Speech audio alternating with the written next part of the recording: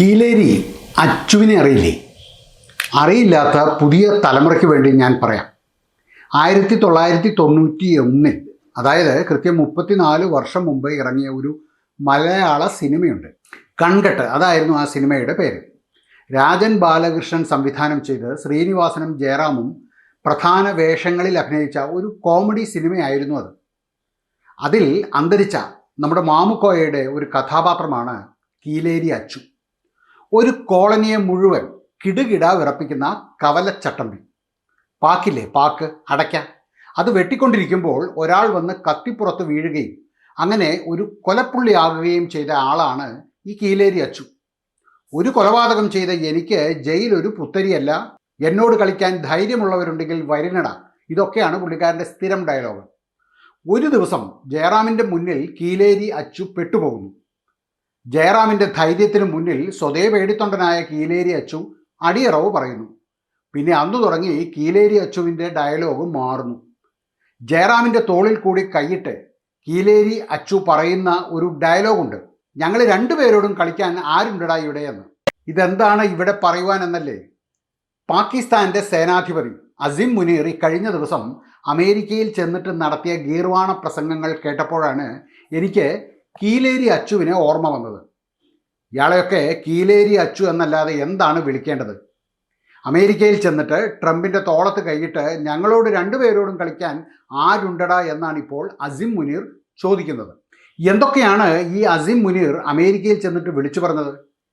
പാകിസ്ഥാൻ ആണവ രാഷ്ട്രമാണ്, ഞങ്ങളെ തകർത്താൽ ലോകത്തിൻ്റെ പകുതി നശിപ്പിച്ചിട്ടേ ഞങ്ങൾ പോകൂ, സിന്ധു നദി ഇന്ത്യയുടെ കുടുംബ സ്വത്തല്ല, ഇന്ത്യ അണ കെട്ടിയാൽ അത് പൂർത്തിയാകുന്നത് വരെ ഞങ്ങൾ കാത്തിരിക്കും, തുടർന്ന് മിസൈൽ അയച്ച് അത് തകർക്കുമെന്നുമൊക്കെ ഈ കീലേരി അച്ചു പറയുന്നു.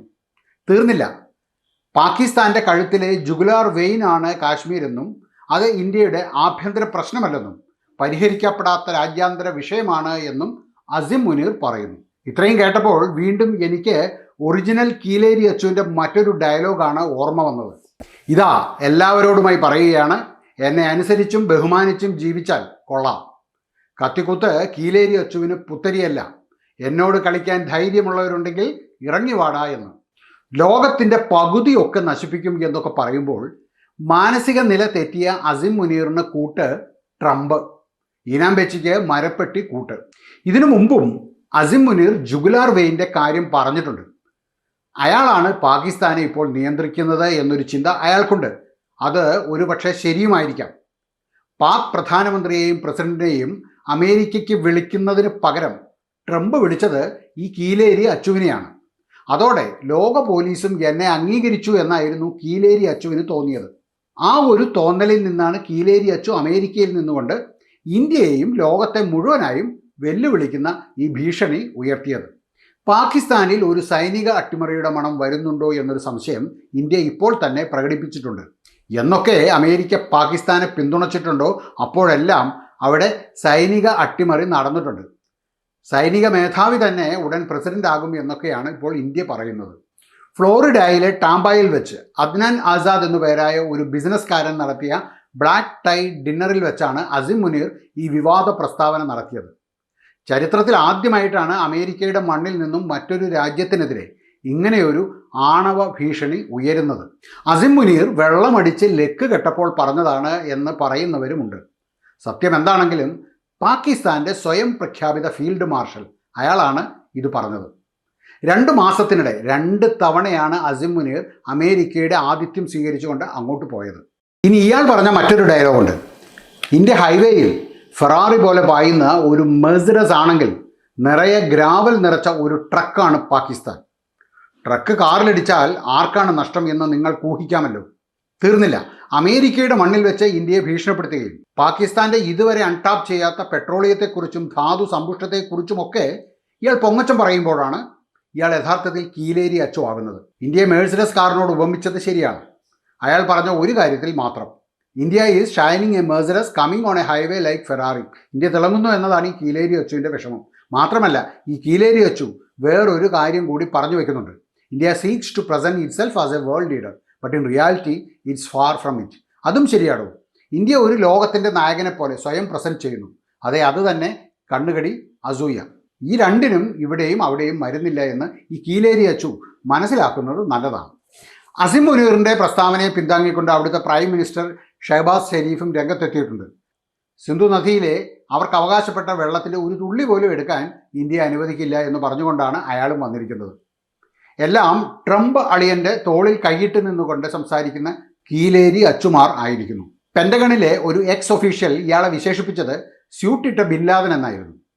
എന്നാൽ അമേരിക്കയുടെ പുതിയ നിലപാട് ഇതൊന്നുമല്ല. മേഖലയിലെ സ്റ്റെബിലിറ്റി സൂക്ഷിക്കുന്ന പാകിസ്ഥാനെ പോലെ ഒരു രാജ്യം കൗണ്ടർ ടെററിസത്തിന് അമേരിക്കയുടെ ഒരു ഫിനോമിനൽ പാർട്ട്ണർ കൂടിയാണ് എന്നാണ് അവർ പറഞ്ഞു വെച്ചത്. അതാണ് അവർ ഇപ്പോൾ പറയുന്നത്. എന്തൊരു വിരോധാഭാസമാണെന്ന് നോക്കൂ. ഇതൊക്കെ കൊണ്ടാണ് ഇനാംബേച്ചിക്ക് മരപ്പെട്ടി കൂട്ടേ എന്ന് ഞാൻ ആദ്യം പറഞ്ഞത്.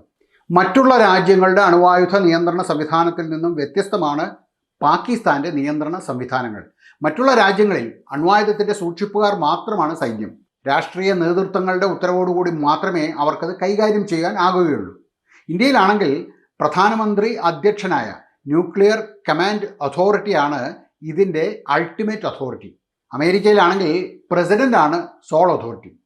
ചൈനയിലാണെങ്കിൽ കമ്മ്യൂണിസ്റ്റ് പാർട്ടിയുടെ ജനറൽ സെക്രട്ടറി അധ്യക്ഷനായ സെൻട്രൽ മിലിറ്ററി കമ്മീഷനാണ് അതോറിറ്റി. എന്നാൽ പാകിസ്ഥാനിൽ അത് സൈനിക നേതൃത്വം തന്നെയാണ്. അവർ തന്നെയാണ് അത് കൈകാര്യം ചെയ്യുന്നത്. ദേശീയ സുരക്ഷാ സമിതി എന്ന പേരിൽ ഒരു സംവിധാനം അവിടെ ഉണ്ട്. പക്ഷേ സൈനിക ഉദ്യോഗസ്ഥർ തന്നെയാണ് ആ സമിതിയിൽ കൂടുതലുള്ളത്. ഇതൊക്കെ കൊണ്ടാണ് പാകിസ്ഥാനിലെ കീലേരി അച്ചുവിന് യുദ്ധമുണ്ടായാൽ എന്തും ചെയ്യുവാൻ പറ്റും എന്ന് പറയുന്നത്. ഏറ്റവും നിരുത്തരവാദപരമായ ഒരു പ്രസ്താവനയാണ് കീലേരി അച്ചു നടത്തിയത്. ലോകരാജ്യങ്ങൾ പ്രതിഷേധിക്കണം. കാരണം ലോകത്തിൻ്റെ പകുതി കൂടി ഞാൻ അങ്ങ് എടുക്കും എന്നുകൂടി ഇയാൾ ഈ കീലേരി അച്ചു ഭീഷണിയിൽ പറയുന്നുണ്ടായിരുന്നു.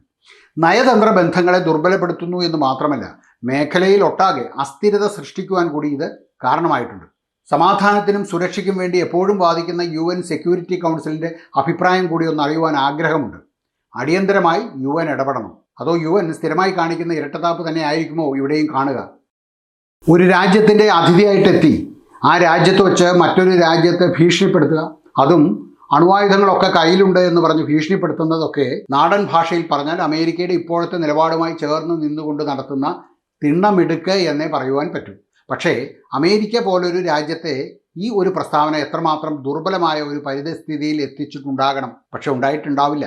കാരണം ട്രംപ് ആശാന് ഇതൊന്നും വലിയ വിഷയമല്ലാത്തത് കൊണ്ട് തന്നെ അയാളുടെ അനുഗ്രഹാശിസ്സുകളോടുകൂടി തന്നെ ആകണം അസീം മുനീർ എന്ന ഈ കീലേരി അച്ചു ഇതൊക്കെ പറഞ്ഞത്. ഇതേപോലെയുള്ള പ്രസ്താവനകൾ അത് അപകടകരമാണ്, അസ്വീകാര്യമാണ്. അത് അശാന്തിയുടെ വിത്തുകൾ മുളപ്പിക്കുവാനും വളർത്തുവാനും മാത്രമേ ഉപകരിക്കൂ എന്നുകൂടി എല്ലാവരും ഓർക്കുന്നത് നല്ലതാണ്. Will take half the world down എന്ന് പറയുന്ന വാചക കസർത്തൊക്കെ ലോക സമാധാനത്തിന് തന്നെ ഭീഷണിയാണ്. ഓപ്പറേഷൻ സിന്ദൂർ നമ്മൾ പാകിസ്ഥാന് കൊടുത്തത് എന്തൊക്കെയാണ് എന്ന വ്യക്തമായ ഉത്തരങ്ങളോടെ നമ്മുടെ സൈന്യം ഇപ്പോൾ വന്നിട്ടുണ്ട്. രാഹുൽ ഗാന്ധിക്ക് മാത്രമുള്ള ഒരു ഉത്തരമായിട്ട് അത് കാണണ്ട. ഓപ്പറേഷൻ സിന്ദൂറിനെ മുതലെടുക്കുവാൻ വന്ന ട്രംപ് ആശാനുള്ള വ്യക്തമായ ഒരു ഉത്തരം കൂടിയായിരുന്നു അത്. ഈ വീഡിയോ നിങ്ങൾക്ക് ഇഷ്ടമായിട്ടുണ്ടെങ്കിൽ മറ്റുള്ളവർ കൂടി ഒന്ന് ഷെയർ ചെയ്ത് കൊടുക്കുക. വീഡിയോ കണ്ട എല്ലാവർക്കും നന്ദി. നമസ്കാരം.